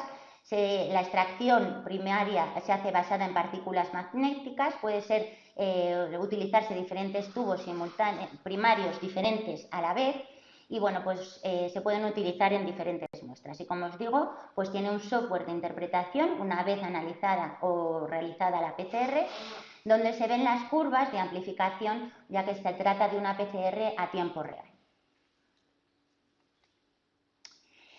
Muy utilizado en los laboratorios de la red Centinela es el FilmArray, ¿vale? Bueno, no me gusta dar marcas comerciales. Bueno, un panel sindrómico que es muy fácil de utilizar, ¿vale? No requiere extracción, apenas se manipula la muestra y da resultados muy rápidos. Tiene otras pegas, como que, bueno, no ves las curvas de amplificación como lo puedes ver con otras técnicas, pero es una técnica muy robusta y muy utilizada en los laboratorios, tanto para vigilia como para el diagnóstico de pacientes hospitalizados, fundamentalmente. Igualmente incluye un amplio número de virus respiratorios, y también pues puede detectar Bordetella pertussis, Chlamydia pneumoniae o Mycoplasma pneumoniae. Nosotros, ¿dónde lo utilizamos fundamentalmente? Nosotros para muestras de pacientes hospitalizados o, bueno, pacientes graves. También la utilizamos dependiendo de la estacionalidad, del estado inmune del paciente, como os he comentado, de la edad del paciente, del estadio de la infección, etcétera, o de la gravedad, que ya lo hemos comentado. ¿Qué ventaja también tiene este tipo de paneles? Bueno, pues que te hace unos mapas que, bueno, para la vigilancia de la circulación o de la dinámica poblacional de los virus respiratorios puede ser muy útil, ¿no? Porque hace como unos mapas con la tasa de detección de los diferentes virus respiratorios que circulan a lo largo de los meses, ¿no? Por ejemplo, pues antes del COVID, bueno, pues veíamos ya pues marcada estacionalidad de lo que podía ser la gripe o del virus respiratorio sincitial en morado, bueno, en épocas invernales, como vemos aquí, ¿vale? En el 19 o final del 19, principios del 20. Se veían, bueno, pues los brotes epidémicos habituales. Y ya, pues cambia un poco el perfil, también estas técnicas pueden ofrecerte este tipo de mapas. Bueno, pues el amarillo os podéis imaginar cuál es, ¿no? El SARS-CoV-2 a lo largo de todo el año 2022 y si seguimos, pues lo seguiríamos más o menos ahí, siempre con el amarillo ahí que lo llevamos pegado. Bien, si comparamos las técnicas, son todas buenas técnicas, la verdad es que las utilizamos a veces indistintamente porque son técnicas muy robustas que se diferencian en, bueno, pues en alguna diana, algunas, bueno, este es el de Sillin, este es el Luminez y este es el Biofile, el Filmarray, ¿vale? Entonces, bueno, pues las diferencias de detección, bueno, pues algunos paneles como el de Luminez o el de Sillin detectan más bacterias, otros, por ejemplo, no distinguen, que veréis muchas veces, enterorrino como pool, no distingue por separado el enterovirus del rinovirus, por ejemplo, el de Sillin sí que los distingue, pero bueno, son particularidades que a veces no tienen mayor trascendencia desde el punto de vista clínico. Como os digo, todas estas técnicas son muy comparables, son muy buenas técnicas, son muy sensibles, muy robustas. Hay miles de estudios que comparan unas técnicas con otras, muestran diferencias en cuanto a la sensibilidad y especificidad entre ellos, pero bueno, pues todas son muy sensibles y bastante, la especificidad a veces algo menor, pero son técnicas muy sencillas. Las diferencias fundamentales que pueden condicionar la sensibilidad depende también muchas veces de factores técnicos o del valor que comentaba la doctora Aldea de los ciclos de amplificación, ¿vale? Pero además se vio en este estudio, por ejemplo, publicado en el 2019, que la tasa de concordancia entre las diferentes técnicas, en este caso de dos técnicas muy similares, era muy elevada, del 96%, si mal no recuerdo, muy elevada para gripe A, gripe B y RSV, la tasa de concordancia, y menor para virus como el metanemovirus, el virus para influenza o el rinovirus. Y las discordancias que vieron que eran muy bajas se debía fundamentalmente a ciclos de amplificación muy altos, ¿vale? Que se correlacionaba con cargas virales muy bajas y por tanto muy próximas al límite de detección de la técnica.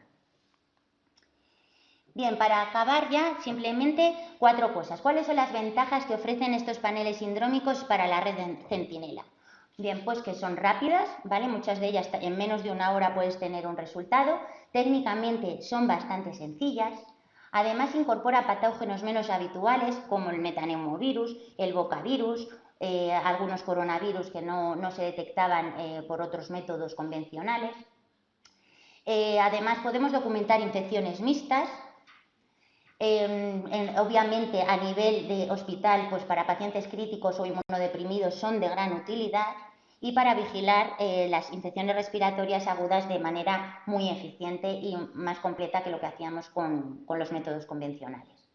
Desventajas, bueno, pues que el precio es elevado según los ojos gestores que tenga cada uno, ¿vale? Caro, pues depende, ¿vale? Si vemos después los costes asociados o si combinamos varias técnicas a la vez o, bueno, varias técnicas realizadas en una misma muestra o esto va a derivar en costes asociados a disminuir el uso de antibióticos, el aislamiento del paciente, etcétera, pues a lo mejor la suma de todos esos costes no lo ves tan alto el coste de estos paneles sindrómicos, ¿vale? Y luego pero esto ya, por ejemplo, muchas veces hay un resultado positivo que muchas veces como son infecciones que no tienen un tratamiento específico, pues muchas veces no saben cómo manejar a ese paciente con un resultado positivo. Bien, nosotros reportamos al Centro Nacional de Gripe, que está en Valladolid, que forma parte de la Red Global de Vigilancia de la Gripe. Y no me voy a meter en esto porque ya lo ha explicado muy bien el doctor Del Pozo, pero bueno, pues son las tareas de los Centros Nacionales de Gripe, pues la detección de virus de gripales y el cultivo, caracterización antigénica y genética, almacenamiento de cepas, remisión de cepas a centros de referencia colaboradores con la OMS, monitorizar la sensibilidad a los antivirales, reportar datos epidemiológicos y virológicos nacionales e internacionales, analizar la inmunidad de la población y la eficacia y efectividad vacunal. Bueno, y esto es el Centro Nacional de Gripe, estos son los miembros del Centro Nacional de Gripe de Valladolid, del cual me enorgullece formar parte. Le tengo que decir a Iván que cambie esta foto porque la odio, pero bueno, estos son todos ellos. Agradecer también al doctor Raúl Ortiz de Lejarazu, que es el director emérito del Centro Nacional de Gripe, al director actual José María Iros Bouza y a Iván Sanz Muñoz, que es el responsable actual del Centro Nacional de Gripe. Y bueno, aquí estamos Carmen y yo como representantes de los microbiólogos, pero vemos aquí a compañeros que, bueno, pues detrás de todo el trabajo hay muchos microbiólogos y técnicos que, bueno, pues que trabajan mucho para que la red Centinela funcione correctamente. Y eso es todo. Muchas gracias.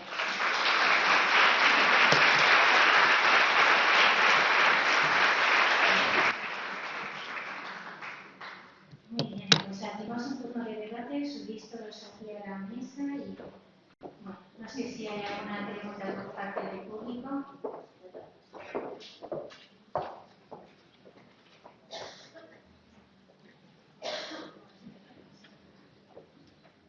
No hay ninguna pregunta. Bueno, voy a abrir un poco el debate, bueno, más que el debate, la curiosidad. Empiezo por Diana porque me han parecido muy interesantes los estudios que has presentado, sobre todo el estudio retrospectivo de cuando empezó a circular el SARS-CoV-2 en nuestra comunidad, y has comentado que aproximadamente unos 15 días antes de que se notificaran los primeros casos oficiales en Castilla y León, ¿no? Aproximadamente el 10 de febrero, y curiosamente además entiendo que los estudios los habéis hecho en población de castellano-leonense. Los primeros casos que notificamos en Castilla y León no eran castellano-leoneses, era un estudiante italiano y un iraní, con lo cual considerábamos estos primeros casos como casos importados, ¿no? Pero no eran importados, pero ya determinamos en casa. Sí, bueno, realmente este primer caso lo encontramos porque empezamos en la semana 7. A lo mejor si hubiéramos empezado antes,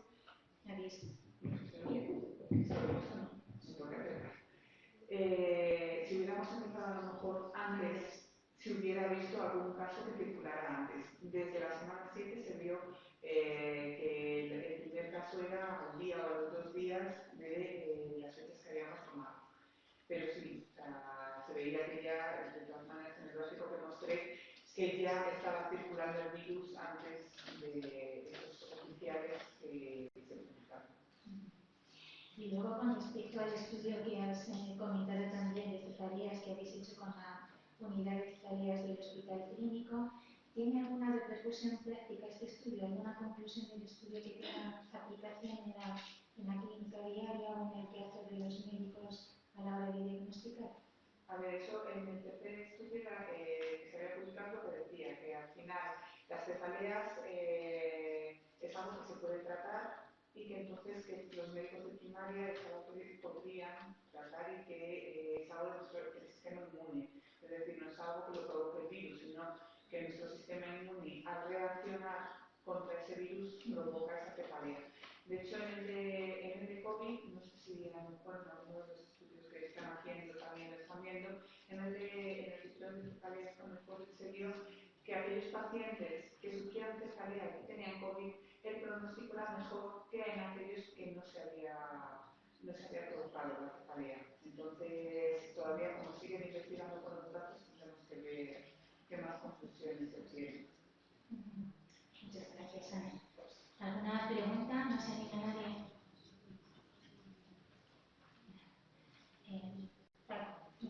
Voy contigo. Has hablado bastante de la gripe, de la caracterización de la gripe, de SARS-CoV-2. Entiendo que vosotros no hacéis, que hay muchos laboratorios que se están dedicando a eso, pero mi pregunta es acerca del virus respiratorio sincicial. Dentro del sistema SIVIR hay estudios de refuerzo específicos para ver ahora el impacto del Uselimab en la población inmunizada, que son niños pequeños. Este año se va a continuar con el estudio. Y mi pregunta es, ¿está haciendo algún tipo de caracterización genética del VRS? Sí se está haciendo. Es como que OMS ya nos venía poniendo las pilas también para decir, esto hay que tenerlo. Entonces, nosotros ya empezamos a diseñar una metodología para la secuenciación masiva del VRS por lo que venía. Lo que venía es, pues, va a haber vacunas, va a haber anticuerpos monoclonales y puede empezar a haber pues, casos de fallo vacunal o casos de resistencia a ciertos anticuerpos monoclonales. Entonces nos pusimos rápidamente con ello y una compañera, María Iglesias, estuvo pues eso, dedicada 100% a sacar la metodología. La metodología está ya publicada pues eso, a través de la red REDECOV de estos laboratorios, 49 laboratorios que os he mencionado. El que quiera utilizarla, el que quiera meterse ya a secuenciar puede hacerlo, tiene el protocolo. Está en continua comunicación con María, que es la que lo ha puesto, está añadiendo pues eso, mejoras a la metodología y cada vez hay más laboratorios de comunidades autónomas que se han subido al carro y que ya están incluso depositando en CISARI la base de datos que os he dicho de secuencias de RS. O sea, volvemos a ser pioneros en España en secuenciación. Tenemos mucha secuenciación de SARS-CoV-2. Siempre nos dan la enhorabuena porque aportamos mucha secuencia de gripe y ahora empezamos a tener muchas secuencias de RS también. Sí. ¿Y hay algún dato que podamos, no sé si se ha detectado alguna resistencia, alguna mutación? De momento, nada con el De momento nada más, afortunadamente. Una primicia, no, aquí todavía. Bueno, igual es una buena noticia, Qué bueno.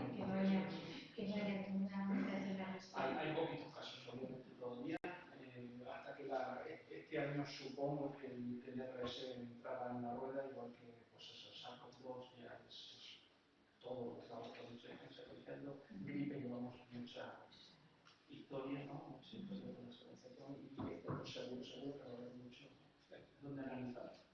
Muy bien, muchas gracias. No se anima a nadie. Tomás, muy bien, ya me parecía que no. Sí, aquí está. No sé, muy bien,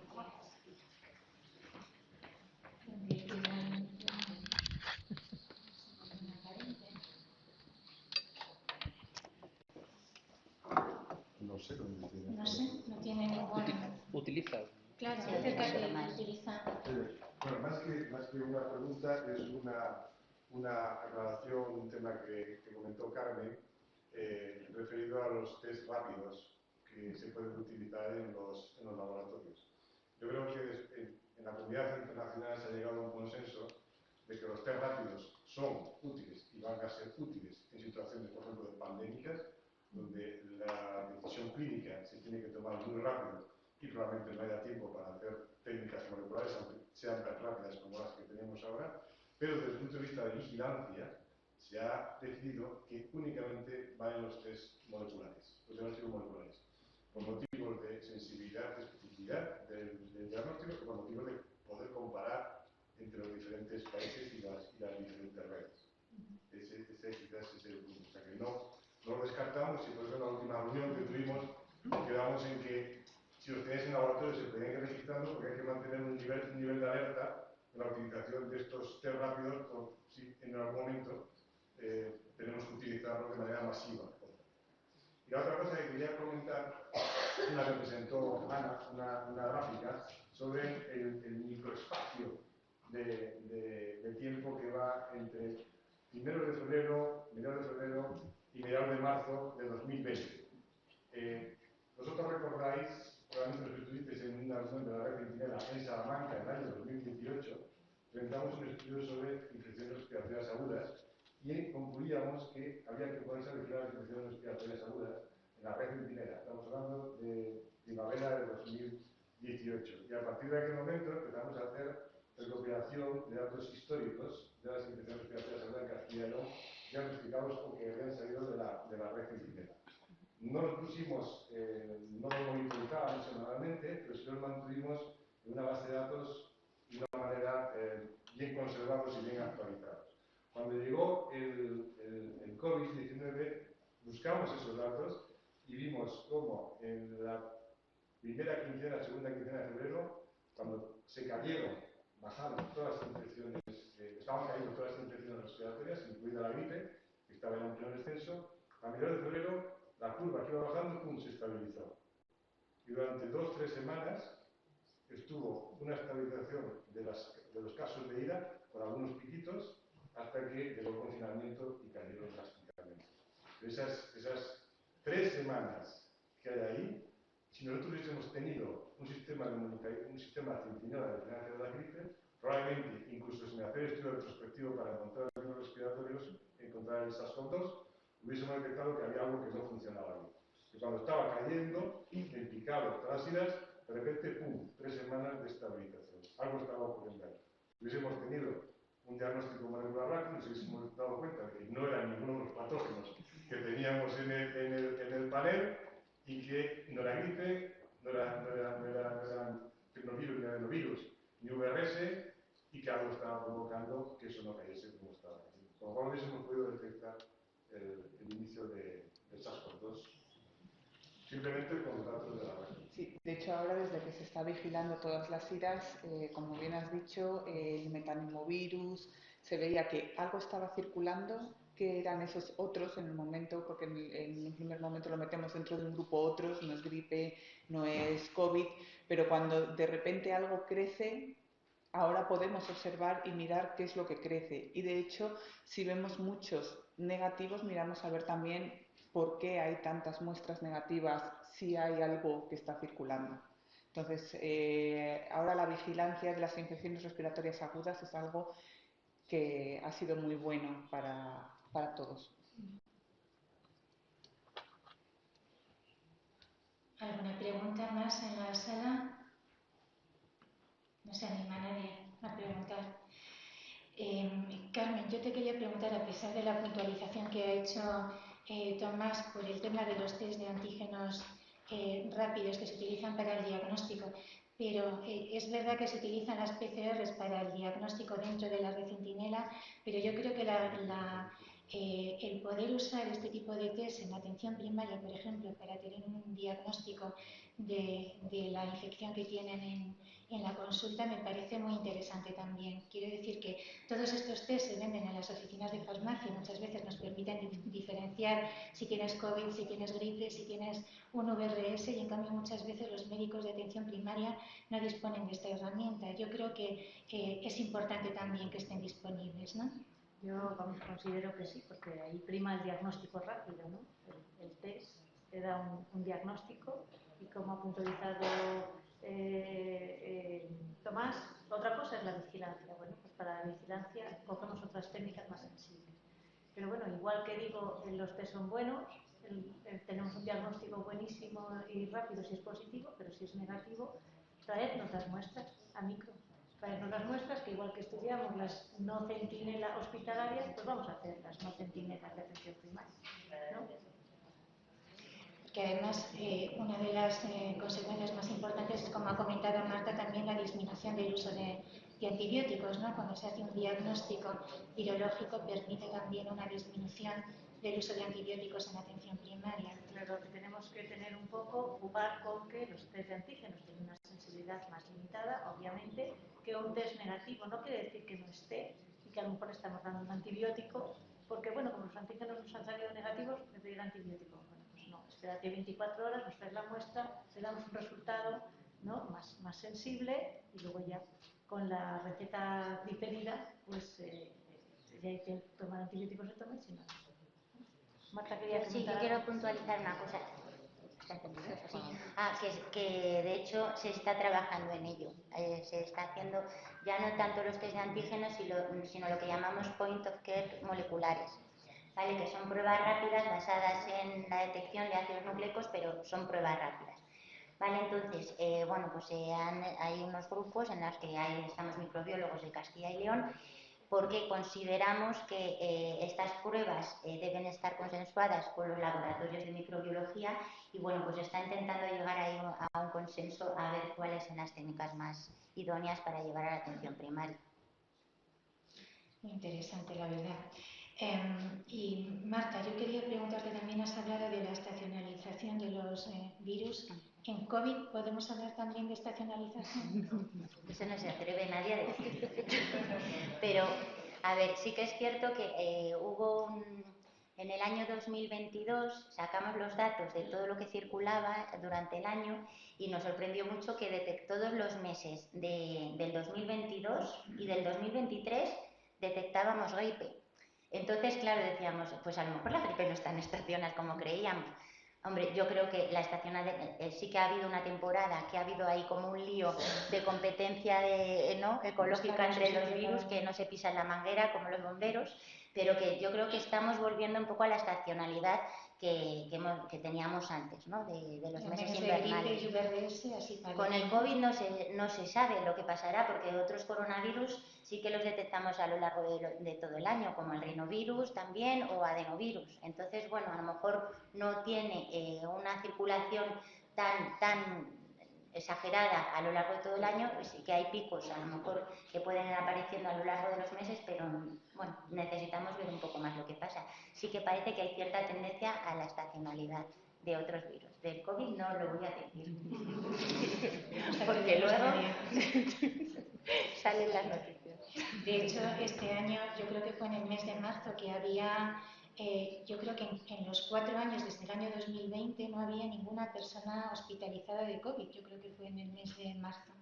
Y a los pocos días empezamos otra vez a detectar la onda epidémica con nuevos casos de COVID debido a una nueva variante. Es decir, que es verdad que no podemos decir que se estacionaliza sobre todo la época invernal, porque no es así. Lo que sí que seguro es que ahora hacemos diagnóstico de virus respiratorios todo el año, cosa que no hacíamos antes. Nosotros el diagnóstico viral hacíamos los meses de diciembre a marzo, ya deseando que llegara abril para que se acabara ya esto, por Dios. Y ahora estamos haciendo diagnóstico de virus respiratorios todo el año.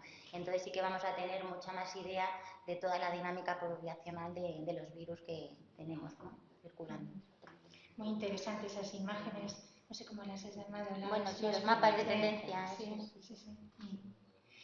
Muy bien, pues si no hay más preguntas y con la venia de Tomás damos por finalizada.